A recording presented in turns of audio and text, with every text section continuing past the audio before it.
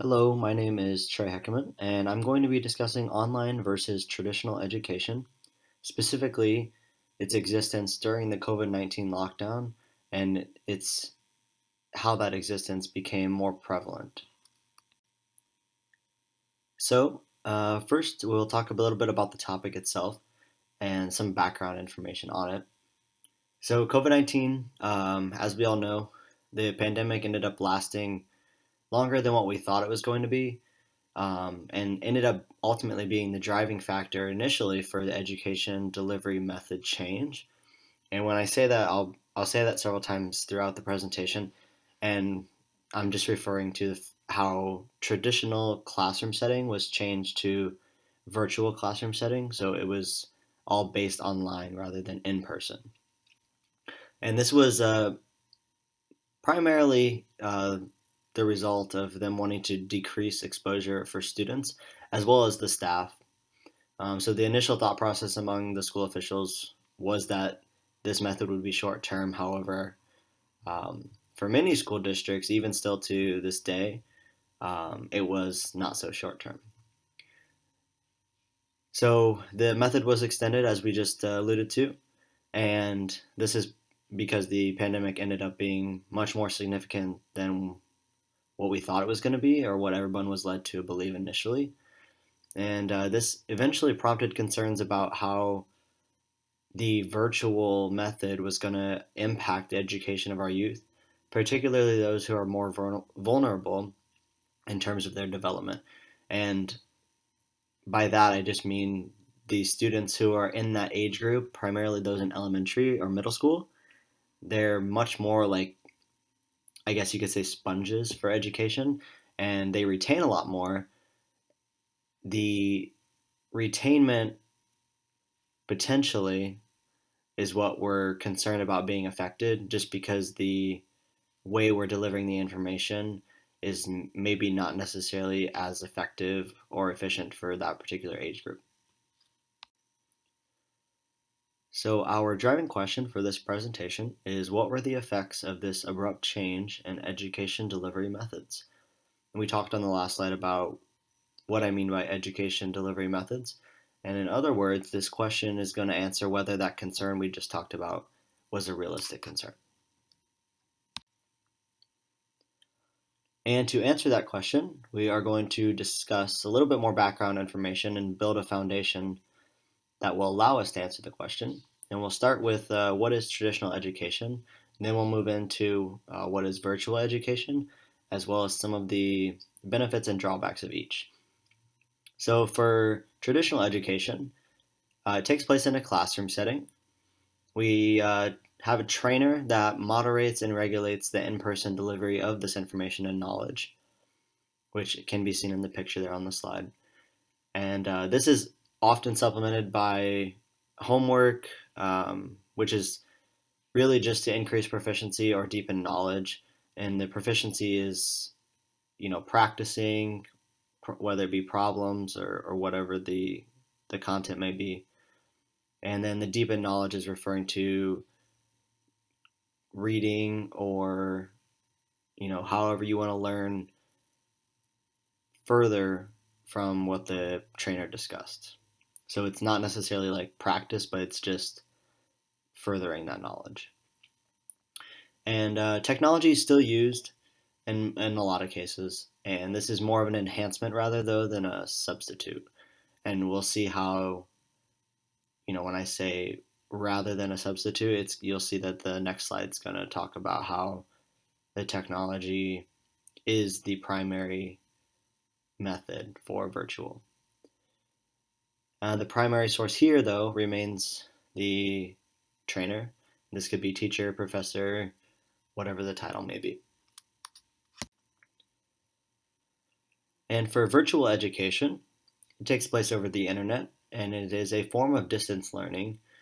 We talked about on the last slide how on this slide we would see that technology is the primary source of information, which is obvious in the fact that it takes place over the internet. The learner is not physically interacting with the faculty or the trainer, and the learning management system, often referred to as an LMS, is often used to house the training content. So you still have an instructor, but the dynamic with the instructor is not near the same as what it is in traditional education. And because of that, there has to be a way to provide the content and still somewhat communicate between the trainer and the students. But this platform, being online, it's pretty accessible, um, but it does require an internet connection. And so this is one of the drawbacks that we're going to get to in a later slide. So for the benefits of traditional versus virtual education, traditional delivery provides an interactive dynamic between the student and their trainer and their peers, and this can help to motivate them and help them feel more comfortable. Trainers can get to know their students a bit better and adjust their training based on this. Students can directly share views and clarify any questions that they might have, and this also allows for immediate responses. With virtual delivery, we have some benefits here. It can be done from the comfort of home or office, and so it's pretty flexible from that point of view. And then the timeline is also flexible, and this is good for those with busy schedules. So virtual or online education in general it's a lot more common for those who are older and are still like working. It can also be less costly, and a little bit more on the how virtual and online is geared towards older individuals. That is one of the principles of why there was concern for virtual being so prevalent for those who are younger. And we'll talk a little bit more about this soon.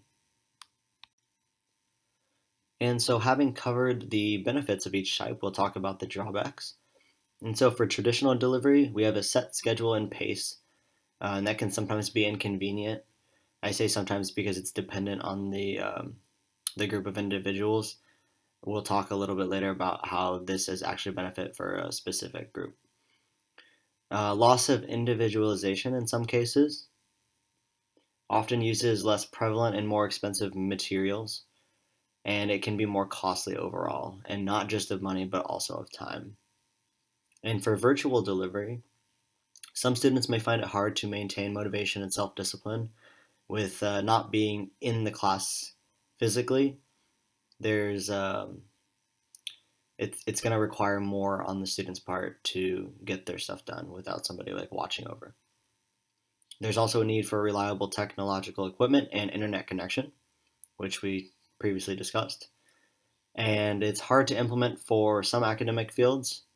There's also increased chances for distractions. And that kind of goes back to the first one of, being motivated and self-disciplined and trying to avoid those distractions. And now we'll talk about the effects of virtual education among the youth. And this is answering that question for us that we talked about in the beginning of the presentation. So consistent virtual delivery of education, it was almost non-existent for students in elementary, middle, and high schools, especially the first two. And that's because it's significantly more difficult for students in this age range, especially those in elementary. And it causes more stress for trainers and parents. It's much easier for trainers to be in person with those students. And for parents, when it's virtual, they kind of take on a more extensive role than what they would be used to if the kids were going in person. And so that's why that stress is there. The traditional setting is much more suitable for academic and social development of younger students. And that was found to be true through research, and we'll have references here at the end of the presentation.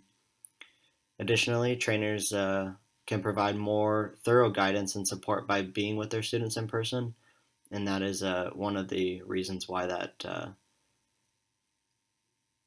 why the traditional setting is more suitable. And then students learn more than just the content, and so yeah, there really is like a lot more to physical school than even just the content, even though that's the primary reason that everybody's there. They learn how to interact and work with their peers, and they also learn how to follow a predetermined schedule. And so earlier when we talked about the flexibility of virtual education, the set pace and schedule of traditional setting, it does help them develop the skills needed to follow that predetermined schedule. And while I was doing some of the research, I did come across a quote that I thought was pretty telling, and I wanted to include it here as we're discussing the effects of the virtual education. And it states, when kids come to a classroom, it's easy to imagine they're all the same. But we can't expect the same outcomes from a kid learning on his own computer at his family's vacation home and a child who doesn't even have a table to sit at. This quote is from A.V. Kaplan, with a PhD, a professor of education psychology at Temple University.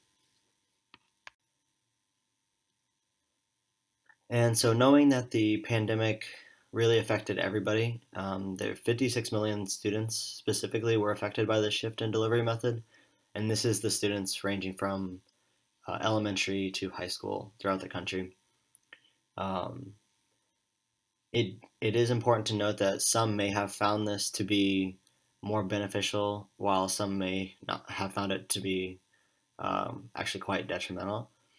And I say detrimental like as a very, it's got quite a negative connotation to it, and you'll see here in a second in the later bullet points why this could be such a detrimental experience. And the pandemic led to a longer than expected use of virtual education delivery, which we talked about. Um, there was an unknown compromise of the development of some youth.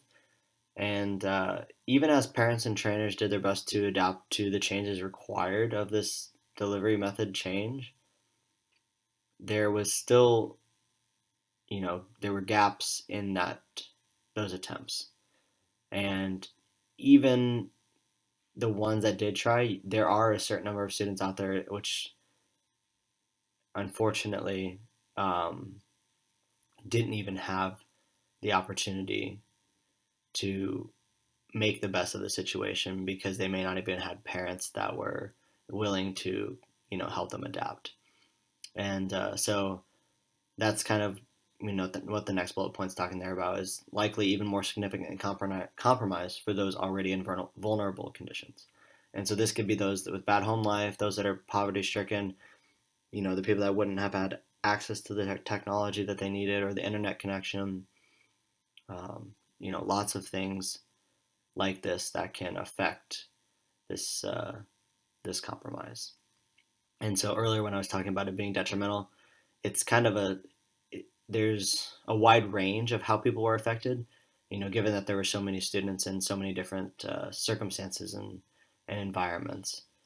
Um, there's no clear way to know a specific statistic for one or the other, but it is important to bring awareness to the fact that um, there was definitely compromise for certain students, especially those earlier, like we talked about, that are in their prime for learning information and skills, and then having this big break in that knowledge and skill retainment.